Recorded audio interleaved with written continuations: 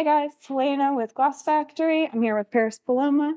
We're going to talk a little bit about their first US tour and the album that's coming out. Yeah, how are you enjoying San Francisco so far? I actually the sad part of touring is that you're in every place so fleetingly. It's a lovely vibe so far, but I think the part of touring I like is that you kind of learn about a place based off its audiences. So I'm looking forward to that. But yeah, it seems like lovely. What song, yours or not, do you feel fits the mood for and the vibe for today in particular? Ah, that's a good question. I don't know. I've not really been listening to a lot of music today.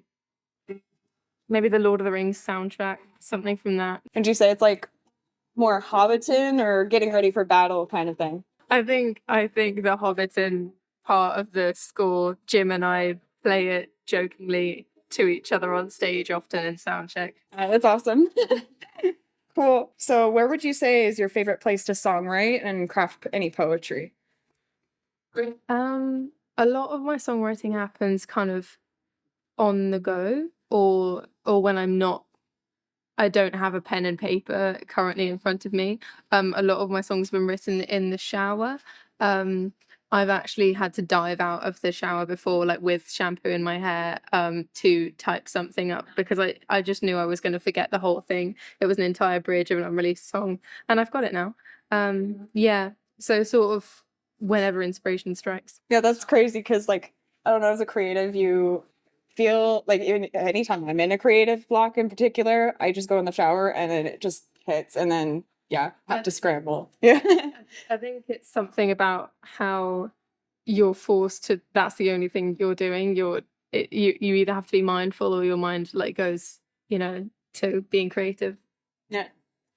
I also just noticed your necklace. It reminds me of the Evan Star a little bit, but yeah, where did you get it? People say that, but it's just of a little fairy. I just got it in a shop back home, in Derbyshire, and yeah, it's also become somewhat of like a symbol for my fans as well because they call themselves the fairies, and yeah, they really like the fact that I wear this necklace a lot. But I bought it when I was with my mum, like in this little shop in the village I'm from in Derbyshire. But also people say it reminds me of the Even Star because of the shape. Yeah. Yeah, I brought that up partly because the Hobbiton reference and the whole thing. So that's really cool.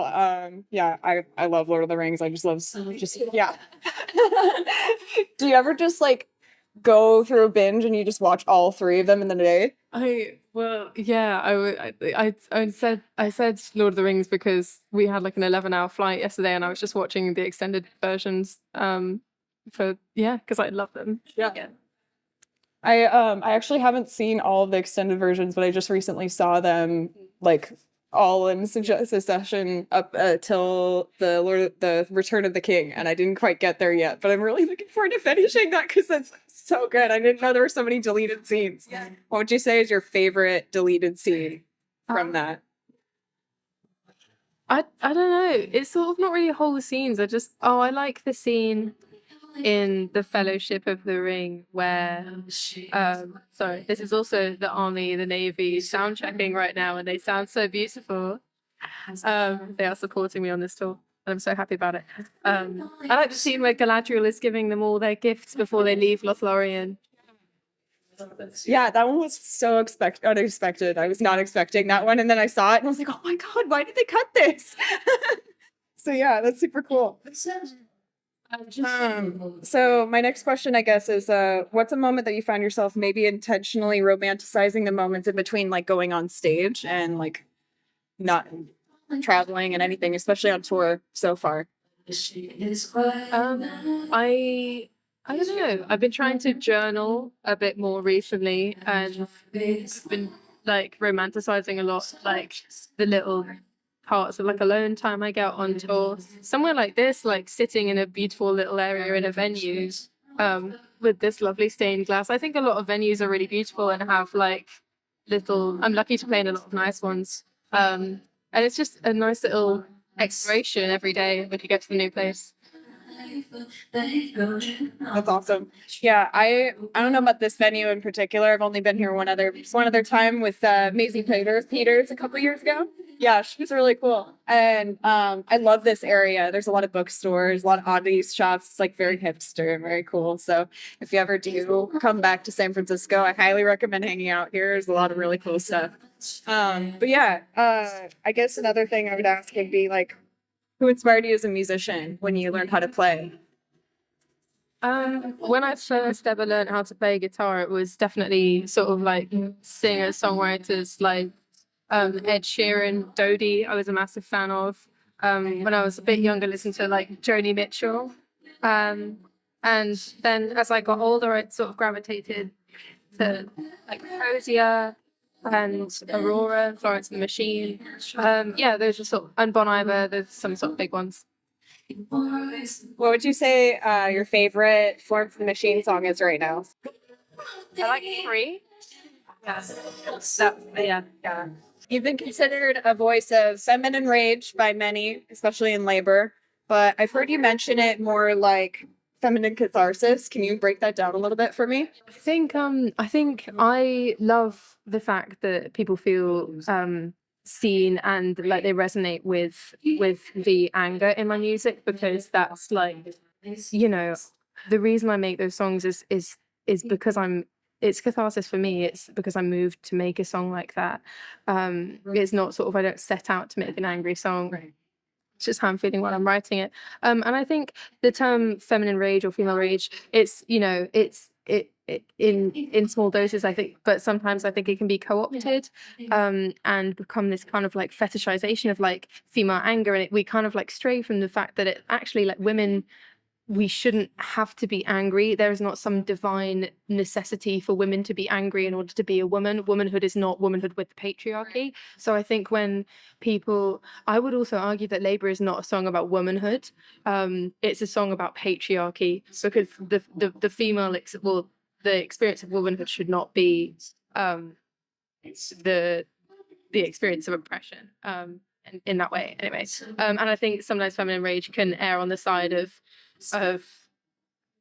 seeing womanhood as like the injustices and the anger, and I don't want to frame it like that. Yeah, that's sort of my view on it. Yeah, I've noticed, especially in your other works, it's just like it does embrace that softness and that femininity as well, because like there is more to this feminine nature. There is that softness and there's the strength in the softness, and I really love that about your work.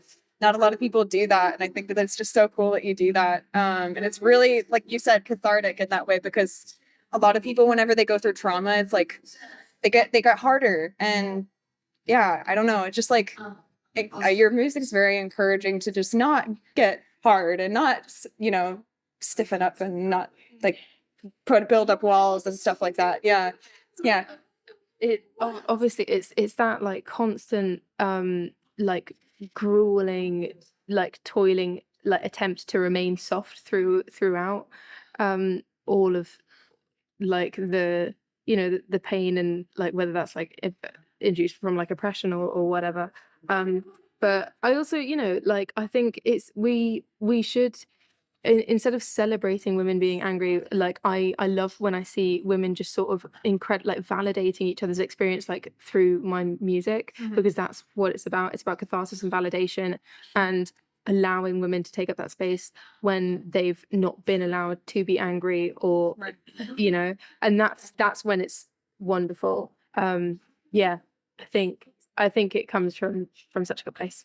Yeah, like I said, the not allowing yourself to build up too many walls and to like embrace again femininity, and I think that that's really, really powerful. And yeah, very powerful. I love listening to your music and breaking down the lyrics, not only because they're poetic, but just because like it does have that softness, but it doesn't also neglect the, you know, the anger or anything like that. It does validate that, but it also says you can still feel everything. You don't have to hide away, and it's really beautiful. So yeah.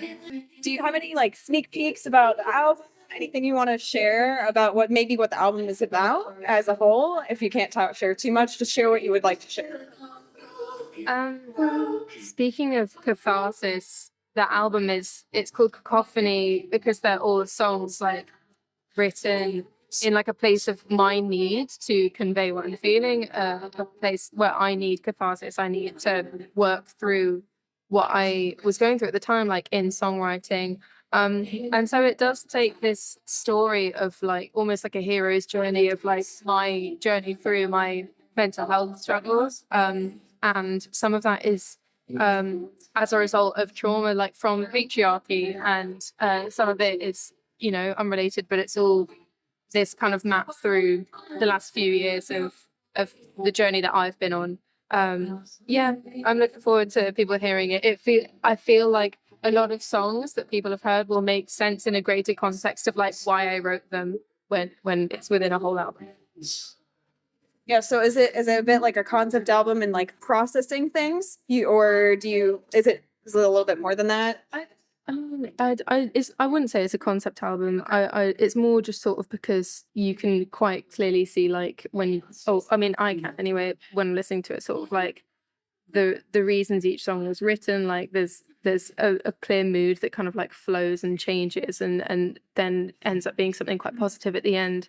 And that's why I put all those songs together. They kind of, they move through this almost like 5 stages of grief sort of thing. Yeah.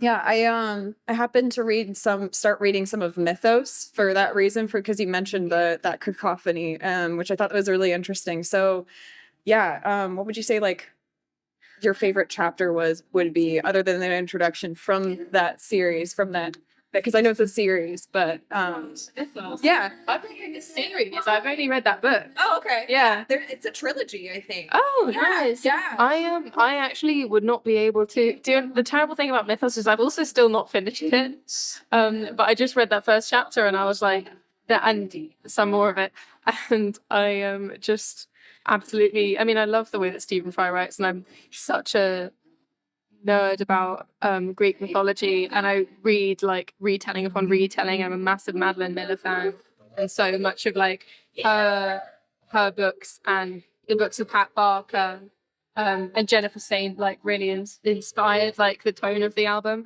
But I won't be able to give you an exact answer. No, it's okay. Yeah, I thought I'd ask because I also just started reading it. I'm like wondering if there's anything in particular I need to be like looking. No, I think it's I mean, currently where I am at the book, it's sort of a very like chronological account of Yeah, it's pretty cool. Yeah, so what would you say is your favorite Greek myth story? Maybe I could say that since you say you like Greek myths. Okay. I really enjoy reading like iterations of the Iliad and the Trojan War. I don't know why it really compels me. I just think it's so ugly but like through themes of such beauty. And I love the kind of, Madeline Miller's like suggested love story between like Achilles and Patroclus, but also like the savagery of like the young men in that army, kind of being raised by ideals of like godhood and honor. And anyway, that's sort of like my favorite part. And I love Circe, obviously. But yeah. Yeah. Okay. So I guess like to kind of wrap things up, what's something you would tell your younger self if you could? How young? Whatever you would think. I don't know. I think take up more space. It took me a long time to stop apologizing for every breath I took, and that's it, I think. I love that. I'm currently learning to take up more space myself, and it's like it's so hard. It's so hard when you're told to be so much smaller, especially as you've gone through trauma and stuff. So yeah, it's really encouraging. Thank you. How do you think that this release in particular will influence any further of your works, like especially in the writing process? Well, I've already started work on the next album, and I definitely think it's going to be like a backdrop against which like the rest of my music is put in front of, as like a debut albums often are, which I'm really happy about. I think maybe for whatever next body of work I have, which may or may not be partially in existence, I'd probably go with like a more concise concept. I think now that this is like my introduction album, and now it's kind of time for me to like play within a concept, which I think is really exciting. That's actually so exciting. I could see you playing with a concept and running with it, and then like, I don't know, I could see you doing a lot with that. So that's really exciting. Yeah. I don't know. Any final thoughts? That's it. That's pretty much it. Okay, cool. Well, thank you so much for joining with me. And I mean, this is a really nice little spot, and you're getting a little performance. It's really cool. So yeah. Cool.